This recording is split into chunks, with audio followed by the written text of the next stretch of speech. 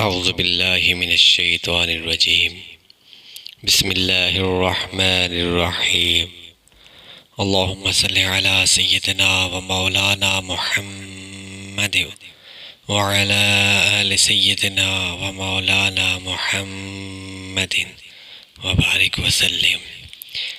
پیارے دوستو، آج کی ویڈیو خاص ان بہنوں اور بھائیوں کے لیے ہے جو کہتے ہیں کہ وظیفہ کرنے سے کچھ نہیں ملتا اور خاص عمل کرنے سے بھی کچھ بھی نہیں ملتا، ہمیں کوئی تقدیر نہیں بدلتی۔ تو آپ کو ایک چھوٹا سا واقعہ سنا کے ساری بات سمجھانے کی کوشش کروں گا۔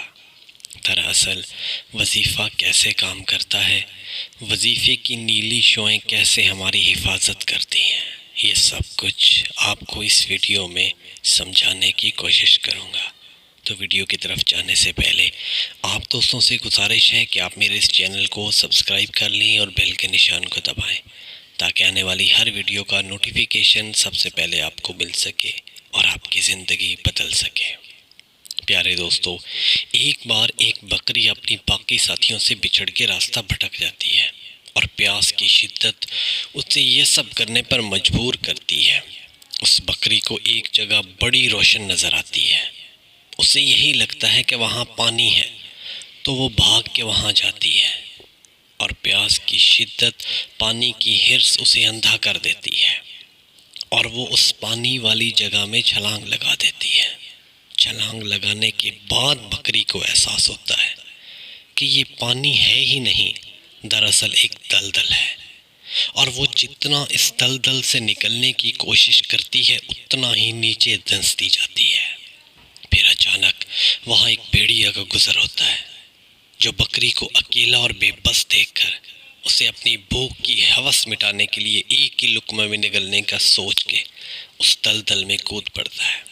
اس وقت بھیڑیے کو بھی معلوم نہیں ہوتا کہ یہ دلدل ہے، لیکن اسے احساس تب ہوتا ہے جب وہ مکمل طور پر پھنس چکا ہوتا ہے۔ یہ دیکھ کر بکری مسکراتی ہے اور کہتی ہے، کیا ہوا؟ تم تو مجھے کھانے آ رہے تھے۔ بکری کو مسکراتا دیکھ کر بھیڑیا پوچھتا ہے کہ تم اتنی خوش کیوں ہو رہی ہو، حالانکہ تم بھی تو مرنے ہی والی ہو، یہاں کوئی نہیں جو تمہاری مدد کرے گا۔ یہ سن کر بکری بھیڑیے کو مخاطب کرتے ہوئے کہتی ہے کہ مجھے میرے مالک پہ بھروسہ ہے، اسے میں بہت پسند ہوں۔ ہم کل 30 بکری ہیں اس کے پاس، اسے میری میں بہت لبھاتی ہے۔ آج جب شام وہ اپنی بکریوں کو گنے گا تو اسے 30 کی جگہ 29 ملیں گے، تو وہ مجھے ڈھونڈے گا ضرور، وہ آخر کار مجھے ڈھونڈنے نکلنے گا اور وہ مجھے ڈھونڈ لے گا، وہ مجھے آواز دے گا، مجھے اس کی آواز سنائی دے گی، میں اس کی آواز سن کے اس کے جواب میں میں کروں گی تو وہ آسانی سے مجھ تک پہنچ جائے گا۔ اور تمہارا تو کوئی مالک ہی نہیں ہے، تمہاری کسی کو پرواہ ہی نہیں ہے، تم نے کسی کو اپنا مالک یا آقا بنایا ہی نہیں ہے، تم نے کسی کے گن گائے ہی نہیں ہے، تم نے تو اپنے آپ کو طاقتور اور مغرور ہی سمجھا۔ آج میرا مالک مجھے بچا لے گا اور تم جیتے جی مر جاؤ گے۔ پیارے دوستو، لازمی نہیں کہ ہر وظیفہ ہر شخص کے لیے ہوتا ہے، ہر شخص اپنے جسم سے ایک خاص فریکوینسی کی شعاعیں خارج کرتا رہتا ہے، اور اسی طرح ہر وظیفے کی بھی اپنی فریکوینسی ہوتی ہے۔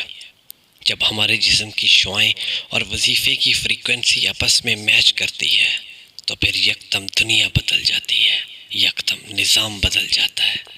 پیارے دوستو، یہ وظائف، یہ عوارض، یہ اعمال بہت کچھ دیتے ہیں، ہمیں بہت سی مصیبتوں سے نجات دیتے ہیں، ہمیں تاریکی سے نکال کے روشنی میں لاتے ہیں، ہماری روح کو پاک اور بالکل پانی کی طرح شفاف بنا دیتے ہیں، اور پھر اللہ پاک کی رحمت ہم پر ایسے برستی ہے اور ہر لمحہ ہماری مدد کو پہنچتی ہے، اور ہماری کفالت ایسی جگہ سے فرماتی ہے کہ ہماری عقل بھی تصور نہیں کر سکتی۔ تو پیارے دوستو، آج سے ہی معمول بنا لیں کہ آپ نے کسی نہ کسی وظیفے کو اپنی زبان پہ لازمی جاری رکھنا ہے۔ تو دعاؤں میں یاد رکھیے گا۔ اللہ حافظ۔